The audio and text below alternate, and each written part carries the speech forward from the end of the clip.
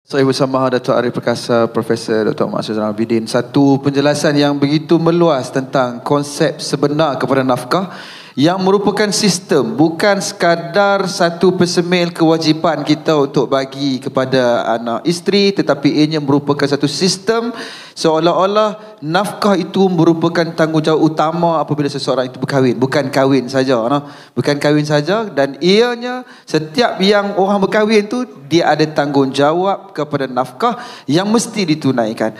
Tuan-tuan dan puan sekalian, dan kesimpulan apa yang Datuk sebutkan tadi seolah-olah memberikan satu gambaran baru kepada kita. Perkara ini perlu disebarluaskan supaya masyarakat faham berkahwin itu ada tanggungjawab yang perlu ditunaikan, iaitu nafkah kepada isteri dan juga anak-anaknya.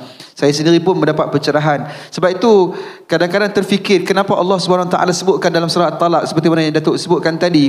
Di hujung daripada ayat surah At-Talaq itu Allah kata, sayaj'alullahu ba'da usri yusra. Allah akan menjadikan selepas daripada sukar itu dengan kemudahan. Seolah-olah memberikan nafkah kepada anak, memberikan nafkah kepada isteri merupakan, walaupun nampak macam beratlah juga kan, susah juga sebenarnya kan.